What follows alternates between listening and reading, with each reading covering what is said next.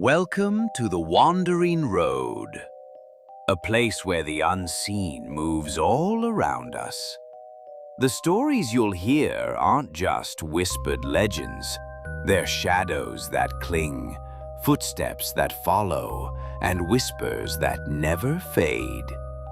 Every turn pulls you closer to the unknown, and once you've heard what waits here, the night will never feel the same again. Hey everyone, welcome to another episode of the Wandering Road podcast. I'm your host Chris, alongside my co-host Dean. Dude, I'm excited for today's episode because I kind of went on a deep dive. I was sending you like YouTube videos at like 1 o'clock in the morning my time.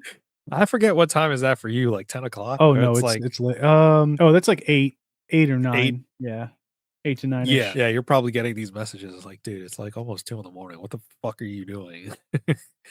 But what I was sending you, I managed to come across some paranormal stories from former active service that were deployed Yeah. in Iraq and Afghanistan.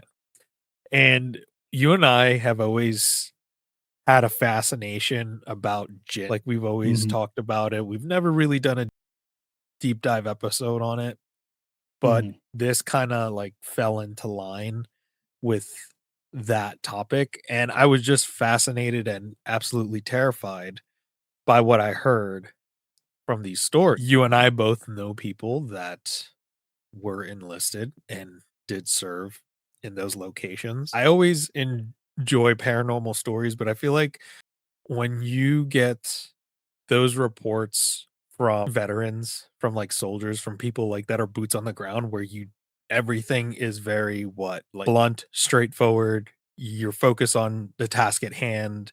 You don't have Mhm. time for that bullshit. You're basically trying to complete your order and you're trying to not die, basically. And then like weird stuff starts happening that you can't explain and you can't report it because, well, you can, but you got to fib a little bit before they like put you in a psych evaluation and mark you Yeah. unfit for duty. I've always been fascinated by those stories. I would like to speak to someone that has experienced that. Dude, like all those videos, I've just been on a deep dive through these different YouTube channels and it's just been entertaining, I will say. Yeah.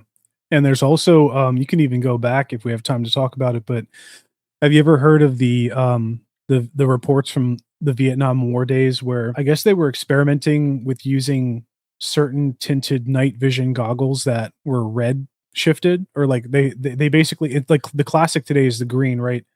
But, Yes. they were trying the red, and then, so many people who used those back then were reporting seeing, like, demon-like figures and, Mhm. all kinds of really insane things when they were wearing those goggles, and that is, like, that could probably be an episode in and of itself, but this is, like, the same continuing theme where combat deployed combat, service members seeing weird things in the heat of battle, or even like, just like on night patrol, like just, things are quiet. Mhm. But I am most excited to get after the gin topic because so the friends that I've talked to over the years who have had experiences like this, they almost always revert back to the gin concept. So Right. I think that's going to be a good discussion. Yeah, and a lot of people don't talk about Ramadi. Like, you don't really hear much about it, but you hear a lot about Yeah, the Battle of Fallujah. Yeah, yeah. Yeah, you know, there's a game that they made.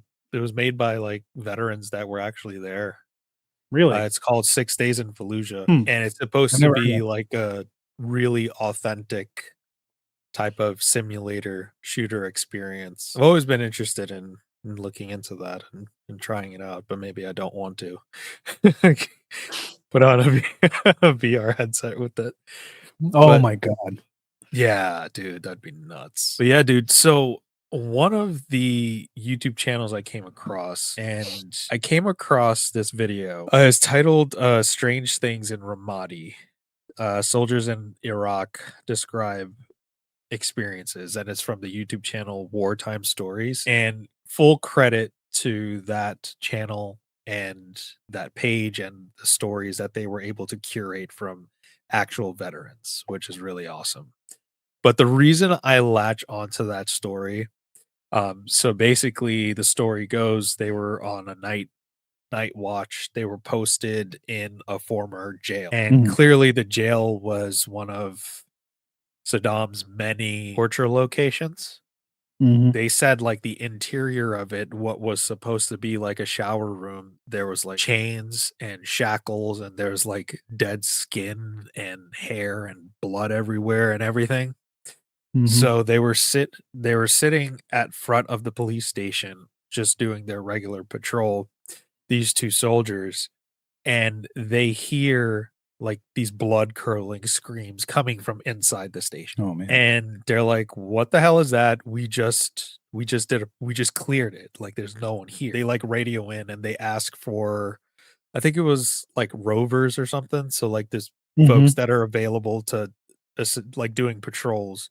So they ask for some rovers to come by, and I think it's a lieutenant and maybe a sergeant that can, they told them like, "Hey, we heard this scream. We checked it before. Can you guys check it?"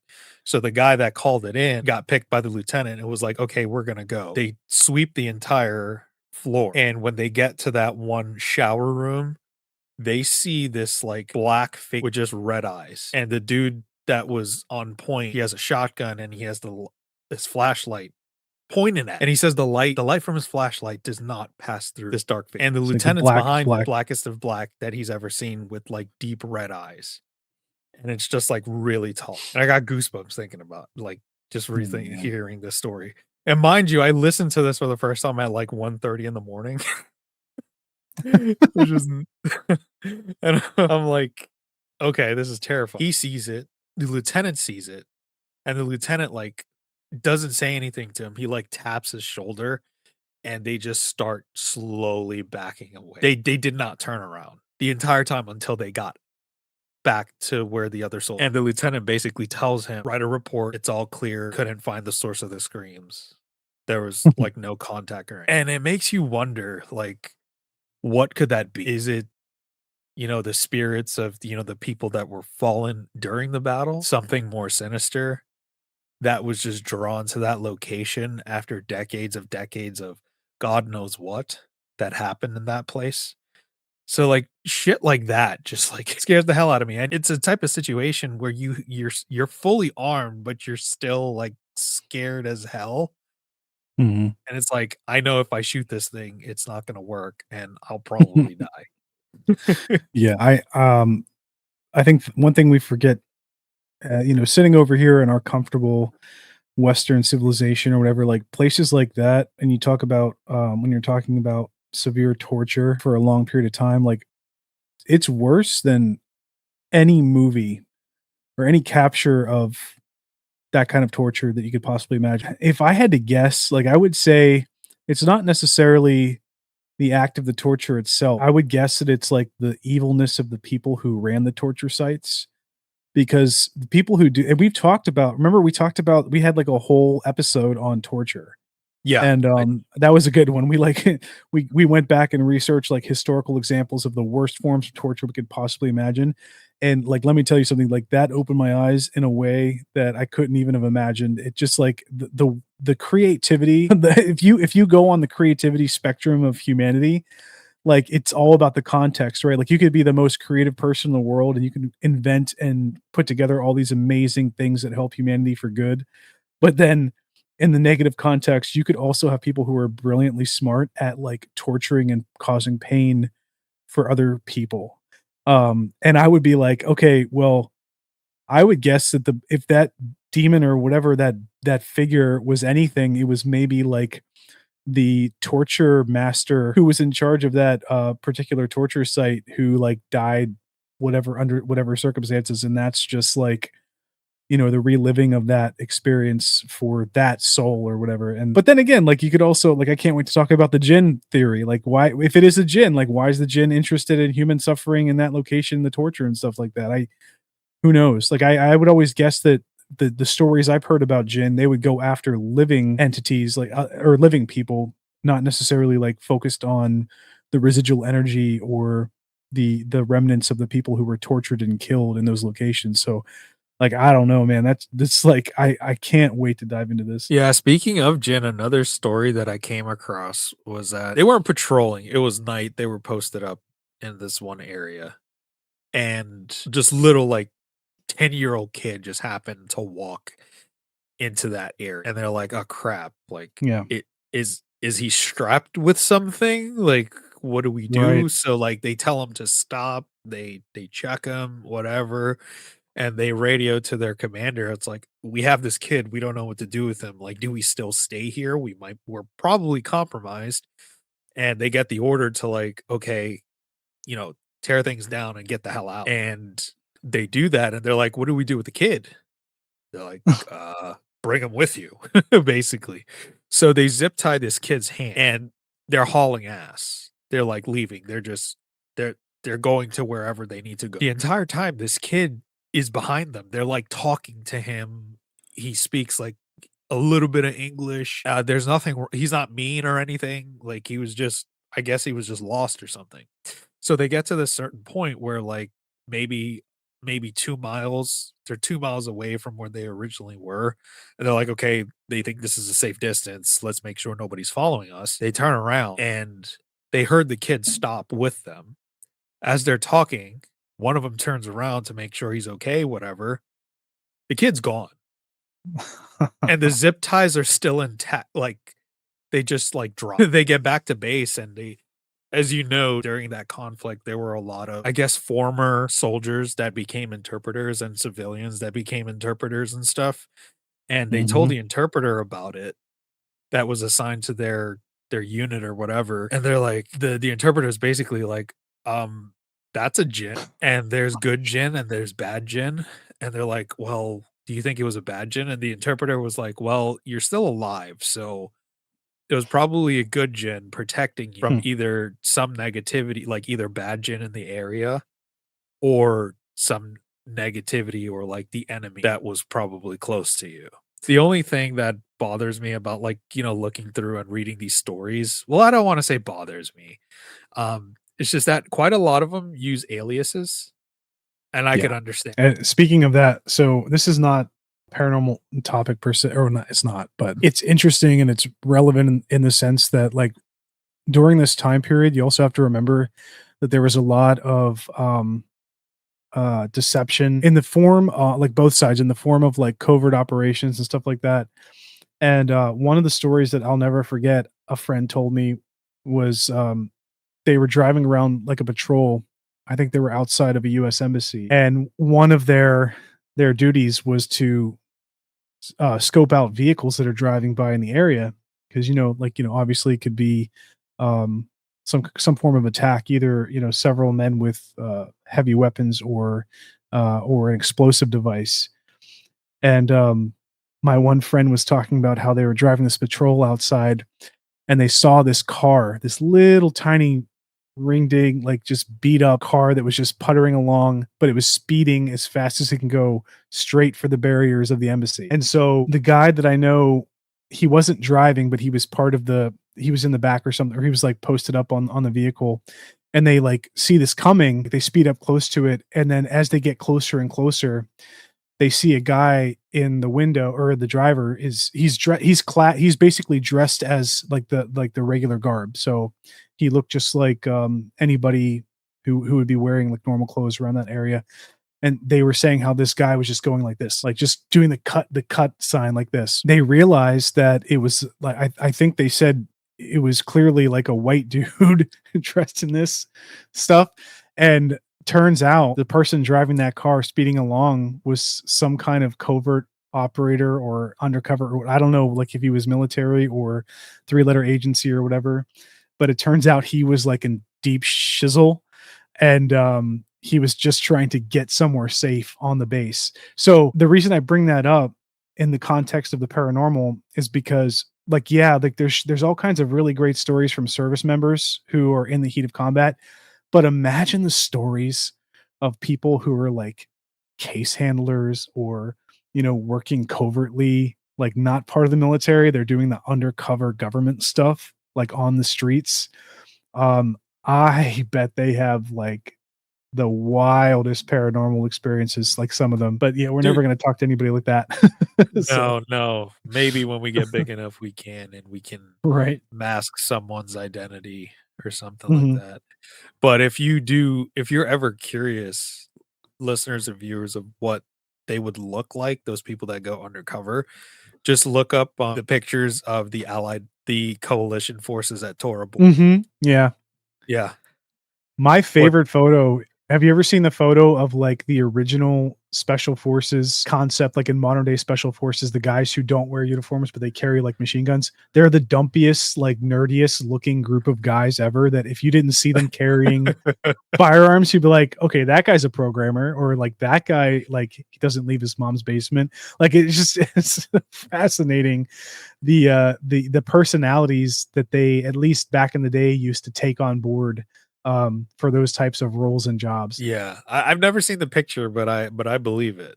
I believe it.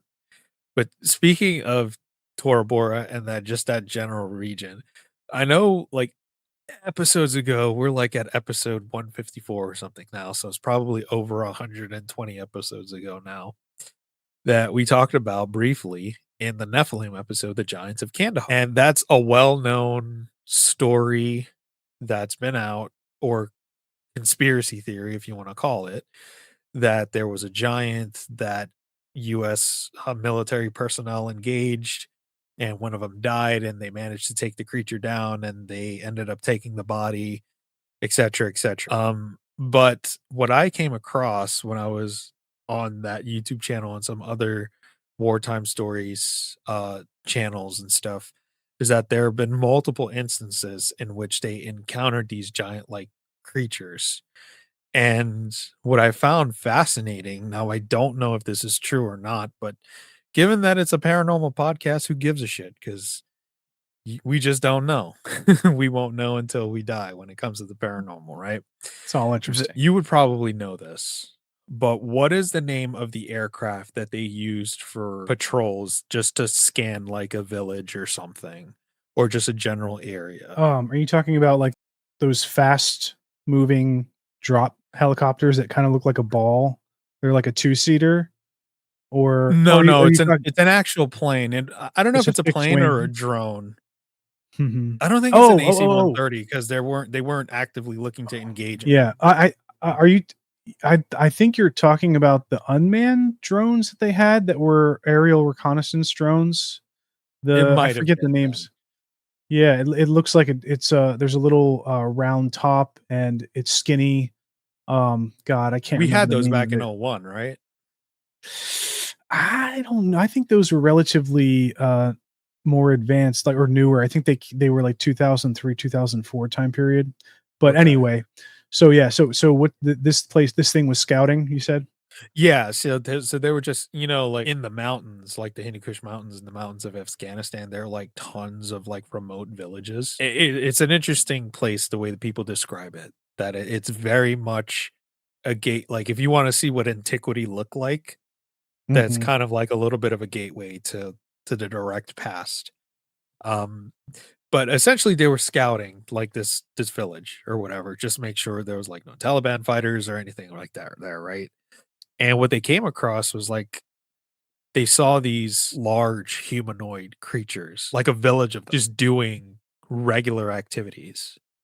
Like, they were herding goats and all this other stuff, and when they talked to the locals, they're like, "Yeah, those are like the giant they were, Oh, like, so nonchalant about it, like, "Yeah, we don't mess with them, but they don't bother yeah. us." Huh. Shit like that, and then you hear reports of just the encountering of, like, violent ones that they just keep under wraps. Mhm. Again, I don't it's hard to tell if it's true or not, but I would like to think there's some truth to, because you don't really know what's in those, like, cave systems and those mountains, 'cause I'm pretty sure, like, we haven't scouted. But Yeah. what are your thoughts on that in particular? Because I feel like that's more of, like, more or less paranormal, but more so, like, you get towards, like, the cryptid side where you could find a rational explanation. Well, I think I brought this up on an earlier pod, but I had also talked to some people who, and to be fair, this is one of the more rare experiences where it was like a third hand account. So it was like I talked to guys in the military who knew special forces guys that they knew closely who had these stories. But the people I talked to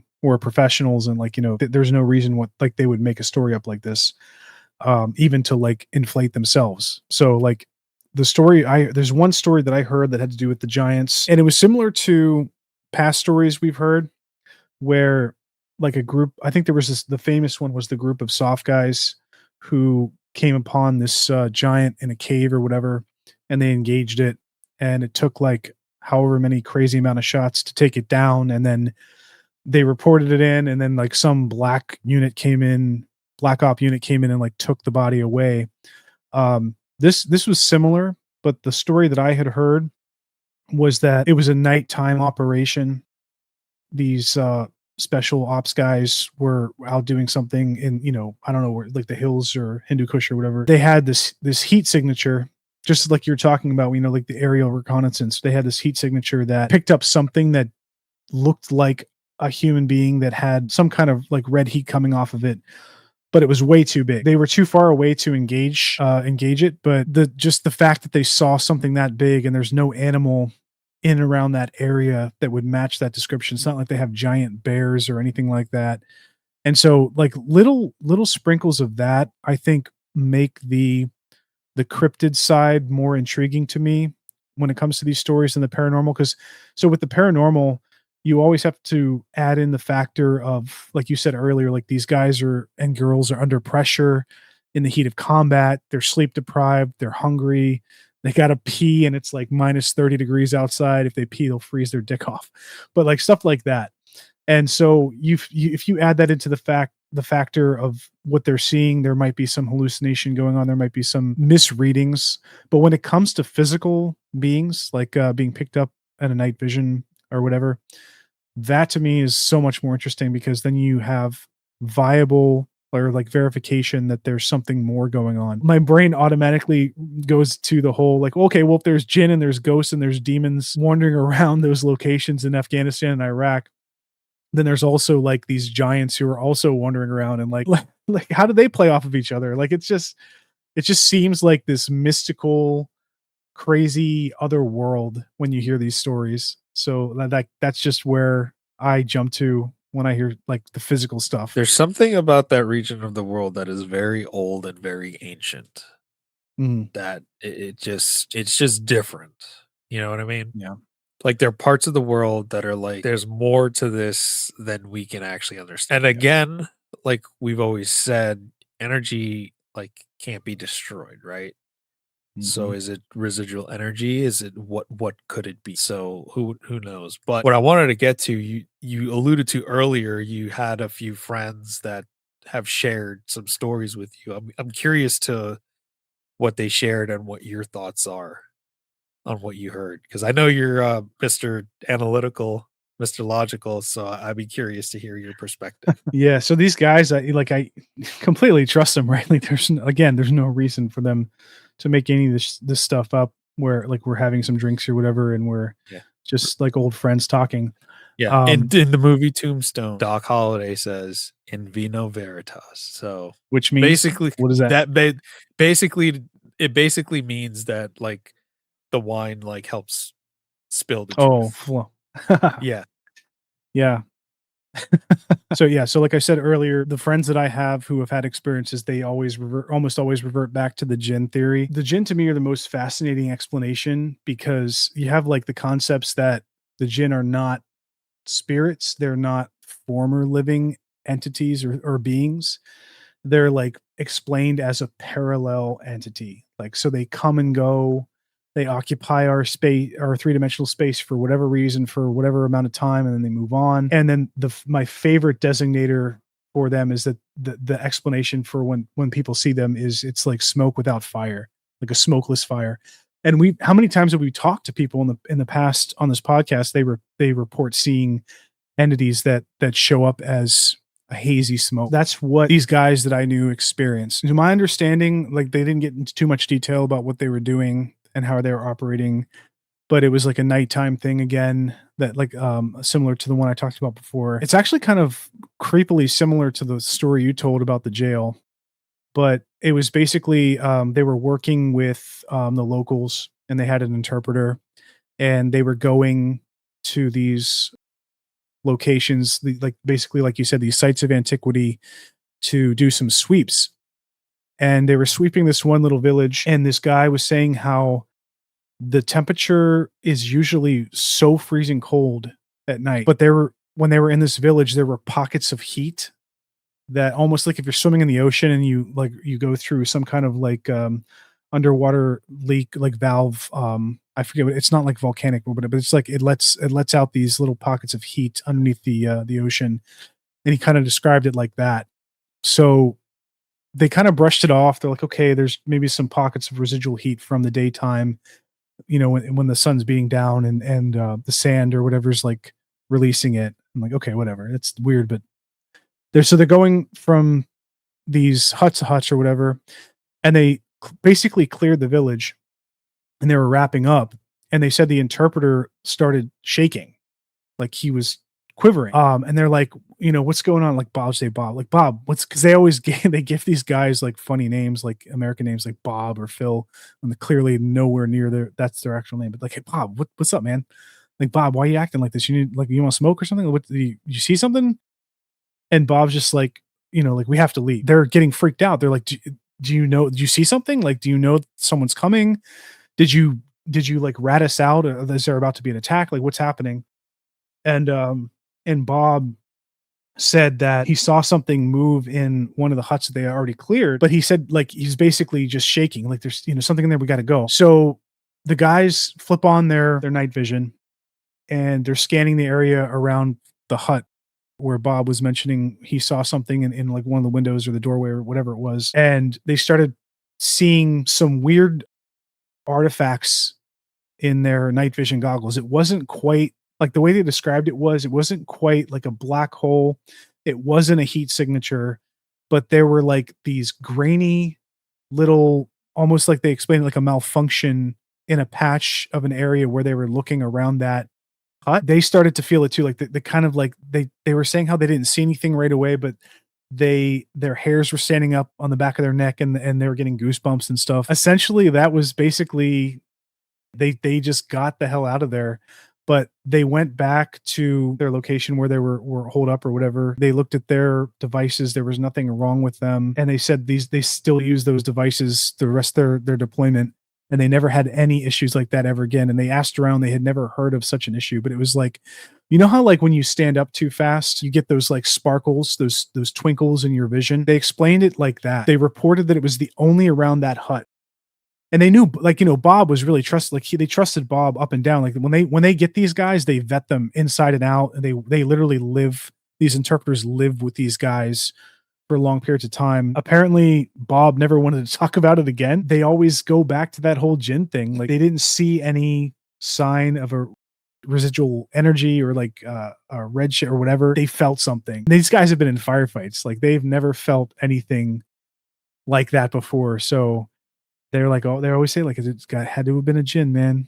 Had to have been a djinn. That's one of my favorite stories that I've heard over the years from service members who have actually been in the thick of it. Dude, that's terrifying.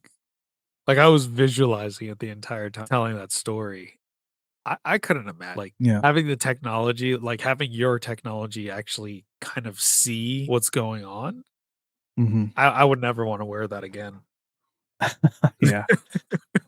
Well, that's like the freaking the Vietnam War stuff to me is way more terrifying because you have these guys like I heard stories of guys like flying the Hueys, the helicopters back in the day, which were they were basically top tier helicopter craft that they would use during these engagements in Vietnam.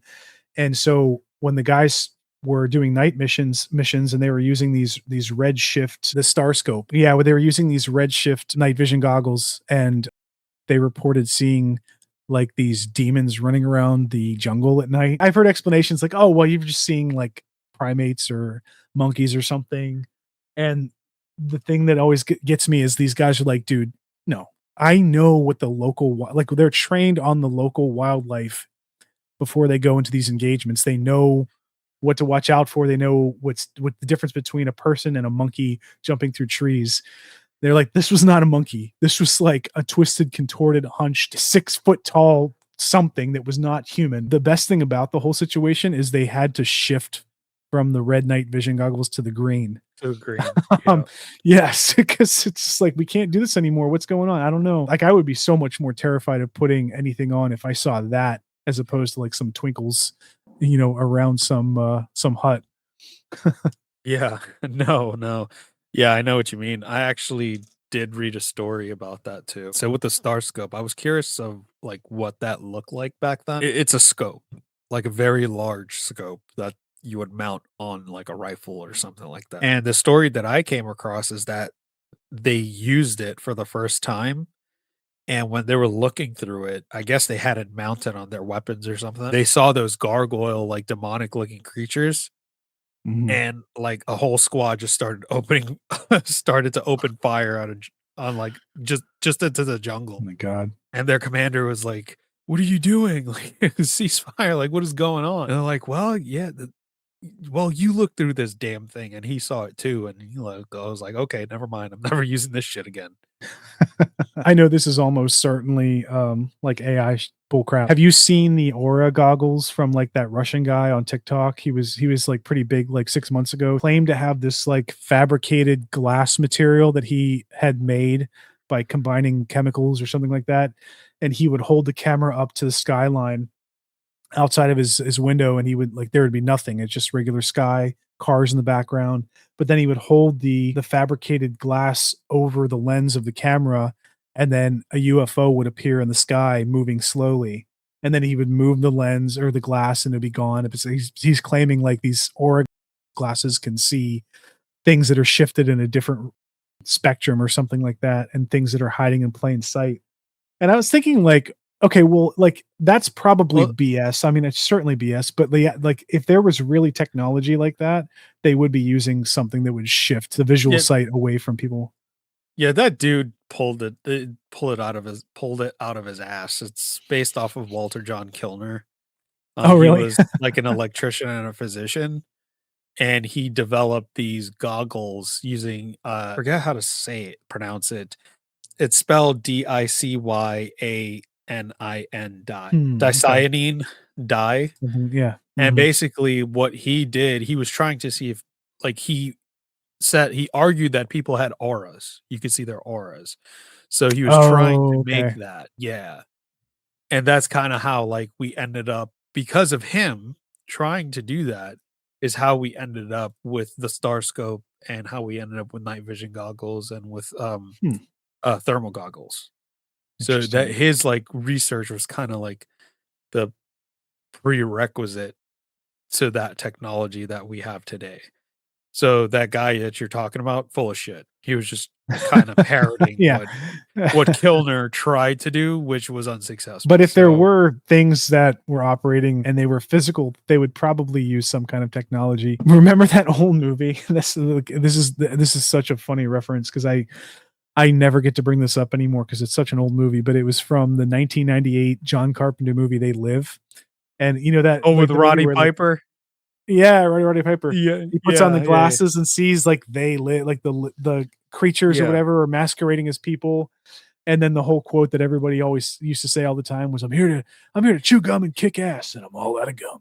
So yeah. corny, but like such a funny like actually kind of a really interesting concept for a movie that you can only see these things if you put the right technology on. But it's kind of in the same vein as what we're talking about. Like, we wear the night vision goggles, you are operating out in the real world and you see weird things with this technology. Oh, yeah, definitely. I've always wanted to get night vision goggles. I've seen them. So I think it was like a year or so in college I did ROTC, and I was lucky enough to get to put them on, and they had these M16 dummy rifles, and they had the actual night vision goggles, and then they had mounted on top of the dummy rifles the laser sight that goes along with the night vision goggles. This was like 15 years ago. The crispest view you could possibly imagine looking through these goggles. Everything was so vibrant and pronounced. And when you flipped on the laser attached to the rifle, it was like point blank. Like there was no drop off in the strength of the laser all the way to the target wherever you pointed it. Just like the accuracy and the level of technology. And that was 15 years ago. I can't imagine what what they have now. Dude, that's what we should do. What, join Investigate the with military? night vision. We're too old Yeah. for that now. I know. Well, I know they wouldn't take our asses, but because we're too old. But anyway, night vision goggles. You're saying we should do some If we ever paranormal like investigation? if we ever like go to like Gettysburg or something like that, just kind of Mm-hmm. pop That'd those be on, interesting. see Oh what we yeah. could see. Now, see that. Oh my god. So that's the thing, man. Okay, so there are people all the time who report seeing beings like wandering around the fields in Gettysburg. But imagine if you had night vision goggles, Yeah, and if you see something in the distance, if you just throw the night vision goggles on, if you get a signature back that gives off some kind of heat or something, you'd be like, okay, that's just a person, yeah, or that's likely a person. But if you put that on and there's nothing coming back through there, you take it off and you still see a person walking. That's a pretty strong correlation to something weird going on. right. Yeah. Then again, if you go looking for trouble, you'll find it, right? Right? Or the trouble won't let you find it. I feel like that's one of those things where, like, if you're actively looking for something and Yeah. they know you have some technology to prove it otherwise, they're not going to show themselves to you. Right. That too. That's always a possibility. There is one last story. It's not quite paranormal, but it is creepy in the sense that it's kind of like a third eye thing going on, in my opinion. So I had this friend that I knew years ago tell the story, and so this is a secondhand account. So this actually happened to him. He was an infantryman in the Marine Corps. He was part of this convoy, which, like, if you don't know, like, the convoy thing is pretty typical when they're moving supplies and personnel from place to place. They'll do convoys and they'll basically just roll through anywhere. Like, there's no stopping. If somebody gets in the way, even if it's terrible, but if someone gets in the way of the convoy, you just run them over. It's just, that's the MO of the operation, right? But the reason I tell that part first is because my friend said that it was him and the driver. I think it was like a half-ton truck or whatever it's called, or whatever number ton truck, huge ass truck, military vehicle, and they were hauling something in the back. It wasn't personnel. It was just my friend and the driver, another uniform personnel. And my friend said that this guy driving just had a desire or this feeling that he should swerve in this convoy. He was watching the vehicles in the front kind of just go around like this left-hand side, and then he was kind of going to the right, but then this guy just starts swerving. And my friend's like, "What the hell are you doing, man? Just drive straight." Like, that's the MO of the that I was just talking about. Like, when you drive a convoy, you just go straight as fast as you can, to limit the possibility of engagement. And so this guy's like swerving around, and that's the end of it. They get through the other side of this open terrain, and they make it back to whatever location they're going to. And on their way back the next day, they saw a different unit, and the unit was like doing something out there where they had passed by. He came to find out that there were so many IEDs, improvised explosive devices, around that area where they were driving through, and with pressure plates. So the pressure plate is basically, if the vehicle drives over it, it would just go off in a huge explosion, depending on what ordnance it was. And sometimes they operate the IEDs like remotely, but these were pressure plate ones. And so it turns out that by this guy driving, swerving, he avoided all of the pressure plate explosive devices that probably would have decimated them in that cabin. And that, like, honestly, like, this, so you have the paranormal stories I've heard, and the UFO stories I heard like back in the day. Those didn't give me chills anywhere near the chills that I got from this story, because, like, it literally almost probably wouldn't have made it. Like, if the guy didn't swerve around unknowingly. And just to be clear, the guy doing this had no knowledge of the explosives whatsoever. And it was nighttime. And it's not like he was wearing some specialized goggles. Like, this is freaking Marine infantry. They don't get crap to work with in terms of technology. So, like, it wasn't like he knew where these things were. He just happened to decide to swerve around, and he happened to miss these things, and they survived that night. And that's, to me, that's some third eye stuff right there. Dude, yeah, definitely. That's definitely something helping them out, I would say. Something protecting them. Because how would he know to just do that? I'd be curious, like, did the rest of the convoy swerve, or like, how did they go through that without hitting? So the way he talked about it was, I think the guy had gone off course a little bit. So they still had they still had the view of the rest of the convoy, that nobody had driven exactly through that open area that they were going over. So I don't know if it was kind of like Okay. a maybe the, like, now that I think about it, maybe the guy went off course a little bit and he was just freaked out that he went off course and he was trying to like You make it compensate back? back, Yeah. make it back or something like that. But because I never asked my friend like what was the length of the distance that the guy was driving. I don't know if it was like 50 yards. Was it really quick, like left, right, left, and then, or was it like a 3 foot? I don't think it was 3 foot. It was probably the first case where it was like he just veered off for like 30 to 50 yards and he just made like a couple swerves, and then that, I think that would be more of a realistic scenario where they were in a convoy and he wasn't deviating too far and the other trucks weren't hit or needing to swerve. But still, that's freaking insane that he missed all of. Yeah, dude, I could deep dive into this topic for hours. Like I said at the beginning, I would like to talk to someone that was either talk to someone or have someone that was deployed that had some weird stuff go while they were out there, share their stories. Yeah. It's always fascinating. I think I don't want to say that. How do I put it? I think that because of who the people are and what they're doing and the circumstances they're in, it gives them a little more credibility in a Mhm. sense that if you come out and say this stuff, like you could really jeopardize whatever you built, like Oh all yeah. credibility that you have. Mhm. So I think like people that served and come out and share this stuff, whether it be like Jinn, paranormal, even UFOs, like you're putting a lot at stake. Sometimes Yeah. even your livelihood at stake to share these stories. So that's why, like when it comes to the believability meter, it's a little up, a little higher there. Yeah, yeah, and especially like the service member thing too. Like I was saying earlier, the people I knew who told these stories, like I don't know how to explain it other than like there, like literally there's no reason why. Like it's not like, you talk to those people in this world who they clearly feel the need to embellish, and we all have known those people who kind of, you're hearing their story and you're being nice and they're talking, but in the back of your head you're like going like, okay, well, this person's like, she is acting this way as they're talking and they're seeming like they're giving me at least somewhat BS. But no, these people that experience this stuff in the heat of war, so there's no reason for them to like, for at least the people I talk to, there's no reason for them to spin up a yarn. So that just increases the credibility even more. And that also begs the question, why did they experience these things when they experienced them in the location that they did? Because as far as I can think of, especially the people I know who told these stories to me, who had firsthand or secondhand, like the counts that happened to them themselves, they never had stuff like this happen when they were growing up.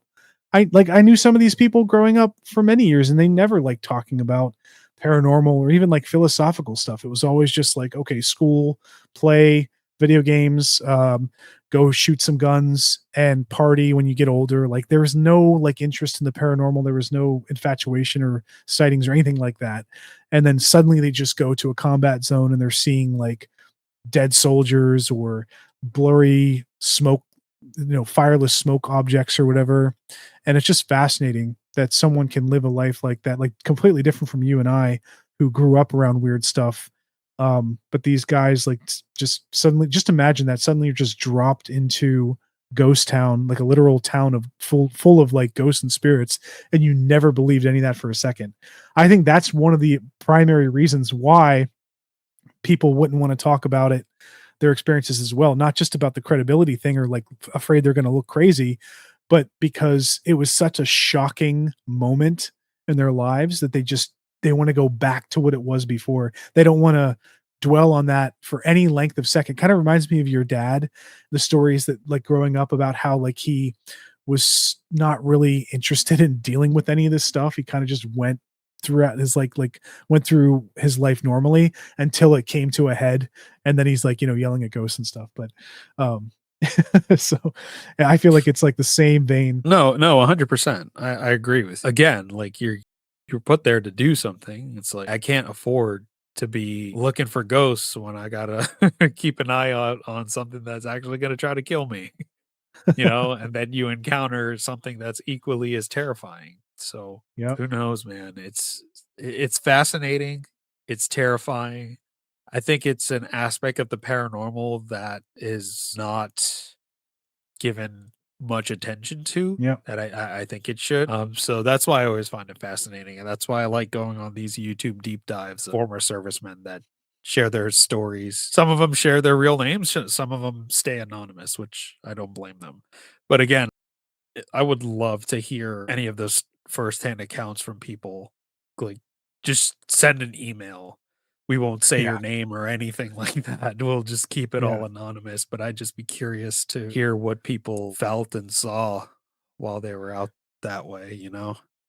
And even a reminder too for listeners and viewers, if you don't want to come on the video, but you also don't want to write like a 5-page thing of your experiences, you can also like come on audio while we do the video. Like you don't even have to show your face. We can just Yeah. upload your stuff as pure audio. We can't quite, I don't think we can change the voice yet. We don't have the technology at this point to do that, but we can definitely just do the voice for you and not the visual video. Yeah, definitely. Yeah. So if that's something you'd be interested in, just shoot us an email, twroadpodcast@gmail.com. Leave us a comment on YouTube, shoot us an email, leave us a message on social media. When I'm pretty active on the Instagram page, TW Road Podcast, kind of migrated off of TikTok now that it's, I think the US side is Compromised. like, yeah, yeah, it's like owned by like, I don't know if it's like Oracle or Palantir or something like that. Whatever. Anyway, you have paranormal experiences, reach out to us, shoot us an email. We'd love to have you on the show. We'd love to share your story, whether you want us to share your name or we could keep it anonymous. That doesn't matter to us. If you have a paranormal experience, just get a hold of us. We would love to hear it. But if you enjoyed today's episode, please, if you're watching on YouTube, comment, share, subscribe, helps us grow. Share this show with your friends, and we hope you enjoyed today's episode. Thank you. You've reached the end of tonight's journey on the Wandering Road. The show is written and produced by me, Chris, and my co-host, Dean. If you've got a scary story of your own, or if you'd like to join us as a guest, send your tale to twroadpodcast@gmail.com. We'd love to hear from you.